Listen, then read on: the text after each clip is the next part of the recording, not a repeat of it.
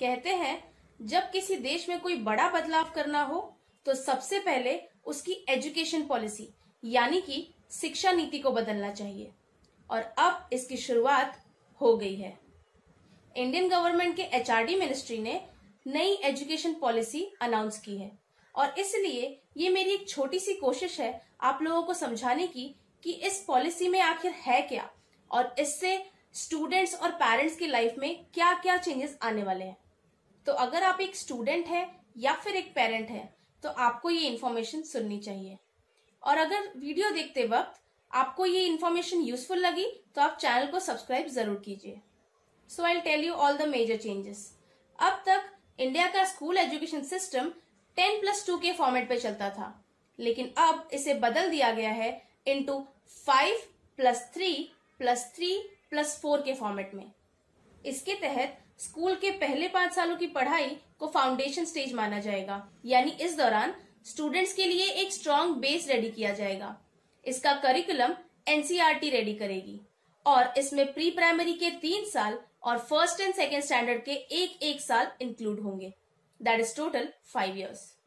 इसके तहत बच्चों को खेल कूद और अलग अलग एक्टिविटीज के थ्रू पढ़ाया जाएगा, यानी इन क्लास के स्टूडेंट्स के ऊपर बुक्स का बर्डन अब पहले जितना नहीं होगा। इसलिए मैं तो कहूंगी कि अब जो बच्चे अपनी एजुकेशन जर्नी स्टार्ट करने वाले हैं वो बहुत लकी होंगे। इसके बाद अगले 3 साल यानी कि 3rd स्टैंडर्ड से लेकर 5th स्टैंडर्ड के स्टूडेंट्स को फ्यूचर के लिए रेडी किया जाएगा। इसके तहत बच्चों को arts, science, maths, social science इन सब सब्जेक्ट से इंट्रोड्यूस करवाया जाएगा। इसके अगले 3 साल मिडिल स्टेज माने जाएंगे और इसमें 6th स्टैंडर्ड से लेके 8th स्टैंडर्ड तक के स्टूडेंट्स इंक्लूड होंगे।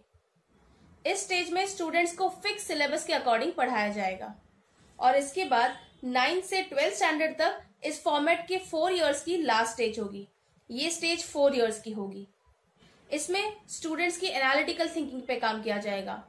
उन्हें उनके सब्जेक्ट ऑफ इंटरेस्ट में स्पेशलाइजेशन करने के लिए मोटिवेट भी किया जाएगा और इतना ही नहीं, उन्हें हाई गोल सेट करने के लिए भी मोटिवेट किया जाएगा। लेकिन सबसे इंपॉर्टेंट बात यह है कि अब स्कूल्स में स्ट्रीम सिस्टम नहीं होगा।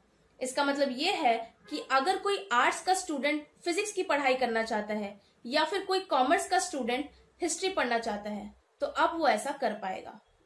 लेकिन पॉसिबली इसके लिए डिफरेंट सब्जेक्ट्स का एक पूल रेडी किया जाएगा और बच्चों को उन पूल में से ही अपने सब्जेक्ट ऑफ इंटरेस्ट को चुनना होगा।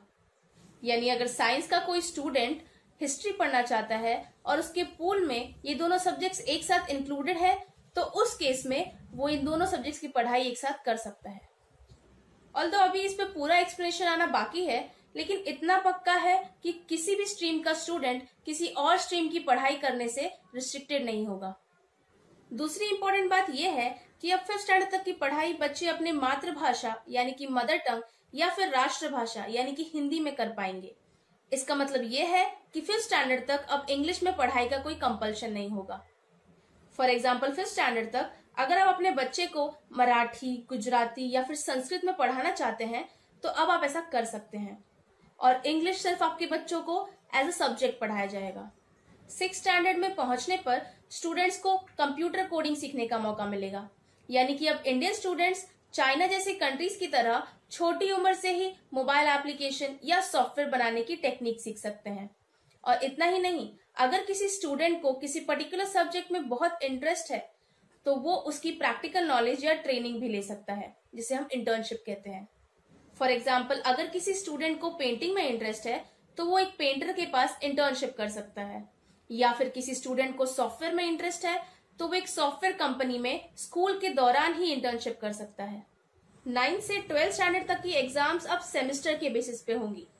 1 साल में 2 सेमेस्टर होंगे और 6 महीने पे 1 सेमेस्टर होगा और इन दोनों सेमेस्टर्स के टोटल मार्क्स को ऐड करके आपकी फाइनल मार्कशीट बनाई जाएगी। यानी अब स्टूडेंट्स को पूरे साल अच्छे से पढ़ाई करनी होगी। You can not just say that I will study in final exams, no, that won't help. इसके अलावा बोर्ड एग्जाम्स को इजी बनाया जाएगा और इसमें स्टूडेंट्स की कैपेबिलिटीज पे ज्यादा ध्यान दिया जाएगा।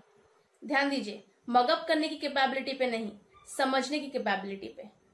बोर्ड एग्जाम्स देने वाले स्टूडेंट्स को अब अपने पसंद के लैंग्वेज में एग्जाम लिखने की पूरी छूट होगी। For example if you want तो आप हिंदी या इंग्लिश में से किसी एक लैंग्वेज में अपना पूरा एग्जाम लिख सकते हैं। स्टूडेंट के रिपोर्ट कार्ड्स को भी अब पहले की तरह तैयार नहीं किया जाएगा। अब किसी भी स्टूडेंट को फाइनल मार्क्स देते समय उसके बिहेवियर, उसका एक्स्ट्रा करिकुलर एक्टिविटीज में परफॉर्मेंस और उसकी मेंटल कैपेबिलिटीज को भी ध्यान में रखा जाएगा। इसके अलावा रिपोर्ट कार्ड्स को अब 360 डिग्री असेसमेंट के बेसिस पे रेडी किया जाएगा, यानी कि अब स्टूडेंट्स खुद को भी सेल्फ एनालिसिस के थ्रू मार्क्स देंगे। इतना ही नहीं, टीचर्स तो मार्क्स देंगे ही, उसके अलावा क्लासमेट्स भी उन्हें मार्क्स देंगे।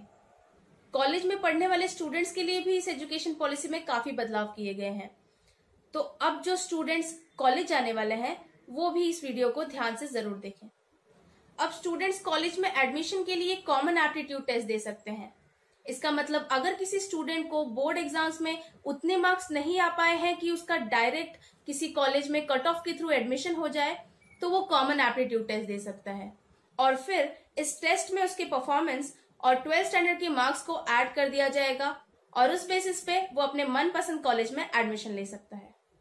ग्रेजुएशन की पढ़ाई को 3 और 4 साल के कोर्स ड्यूरेशन में अब बांट दिया जाएगा। पहले अगर आप कॉलेज की पढ़ाई बीच में छोड़ देते थे तो आपको ग्रेजुएशन की डिग्री नहीं मिलती थी।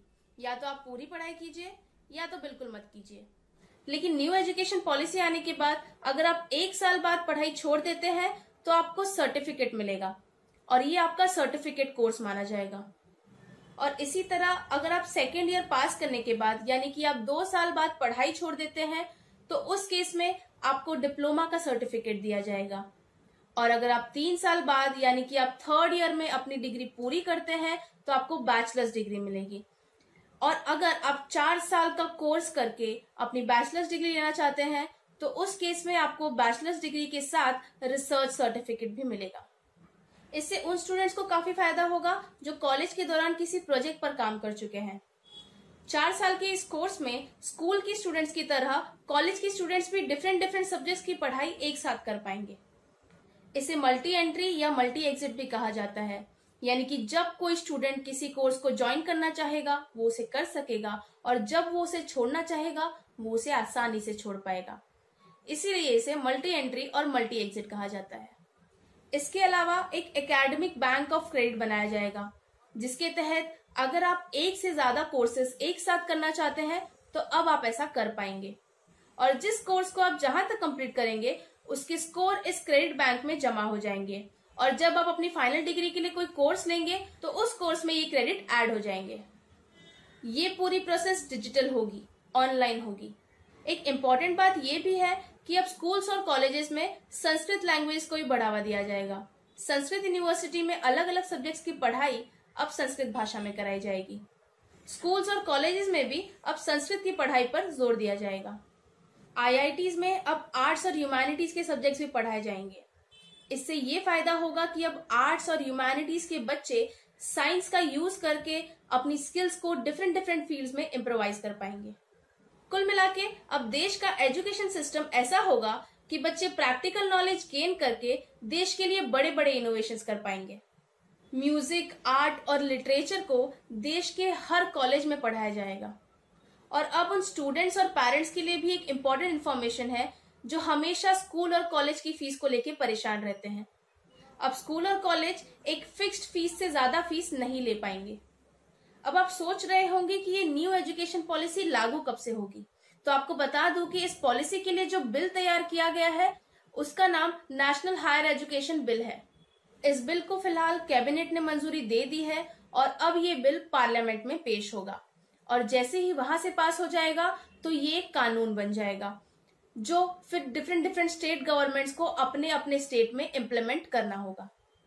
और इस न्यू एजुकेशन पॉलिसी के अनाउंसमेंट के साथ अब HRD मिनिस्ट्री का नाम भी चेंज करके एजुकेशन मिनिस्ट्री रख दिया जाएगा, जो कि काफी इजी है और आई थिंक इसको पहले ही कर देना चाहिए था।